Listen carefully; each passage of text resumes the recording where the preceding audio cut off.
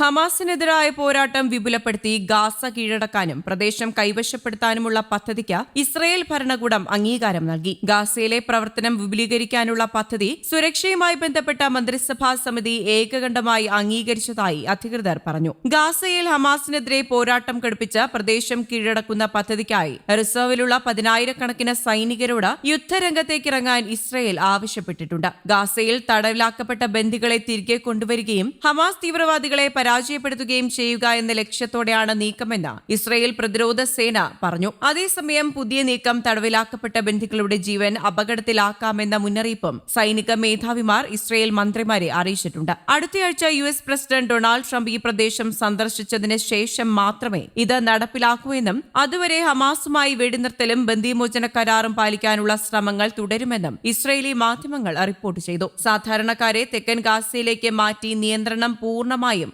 IDF ഏറ്റെടുക്കും. മാനുഷിക സഹായം നടത്താൻ ഹമാസിനെ അനുവദിക്കില്ലെന്നും IDF മേധാവി പറഞ്ഞു. ഒറ്റയടിക്ക് ഗാസ പിടിച്ചെടുക്കുന്ന പദ്ധതിയല്ല ഉള്ളത്. ആദ്യം ഒരു പ്രദേശം കേന്ദ്രീകരിച്ചും പിന്നീട് വിപുലപ്പെടുത്തുകയും ചെയ്യുന്നതാണ് പദ്ധതിയെന്നും IDF മേധാവി ലഫ്റ്റനന്റ് ജനറൽ ഇയാൽ സാമിർ പറഞ്ഞു. പോരാട്ടം ചില മാസങ്ങൾ നീണ്ടു നിൽക്കാമെന്നും അദ്ദേഹം മുന്നറിയിപ്പ് നൽകി. ഭൂമിക്ക് മുകളിലും താഴെയുമുള്ള ഹമാസിന്റെ എല്ലാ അടിസ്ഥാന സൗകര്യങ്ങളും തകർക്കുന്നതാണ് പുതിയ പദ്ധതിയെന്ന് ഇസ്രയേൽ സൈന്യം പറയുന്നു. ബന്ദികളുടെ മോചനവുമായി ബന്ധപ്പെട്ട ഇസ്രയേൽ പ്രധാനമന്ത്രി ബെഞ്ചമിൻ നെതന്യാഹുവിനെതിരെ വ്യാപക വിമർശനങ്ങൾ രാജ്യത്ത് തുടരുന്നതിനിടെയാണ് പുതിയ പദ്ധതിക്ക് അംഗീകാരം നൽകിയിരിക്കുന്നത്. വെടിനിർത്തലിനും ഹമാസ് ബന്ദികളാക്കിയ ബാക്കി 59 പേരെ മോചിപ്പിക്കുന്നതിനും വേണ്ടിയുള്ള പുതിയ കരാറിനായുള്ള അന്താരാഷ്ട്ര ചർച്ചകൾ പരാജയപ്പെട്ടിരുന്നു. ബന്ദികളിൽ 24 പേർ ജീവിച്ചിരിപ്പുണ്ടെന്ന് കരുതപ്പെടുന്നു. മാർച്ച് 18-ന് ഇസ്രയേൽ ആക്രമണം പുനരാരംഭിച്ചതിന് ശേഷം ഇതുവരെ ഒരു ബന്ദിയെയും മോചിപ്പിക്കാനായിട്ടില്ല. 2 മാസത്തോളമായി മാനുഷിക സഹായങ്ങളടക്കം തടഞ്ഞുകൊണ്ടാണ് ഇസ്രയേൽ ഹമാസിനുമേലുള്ള സമ്മർദ്ദം ശക്തമാക്കിക്കൊണ്ടിരിക്കുന്നത്. അതേസമയം ഗാസയിൽ കൊടും പട്ടിണിയിലായ 5 വയസ്സിൽ താഴെയുള്ള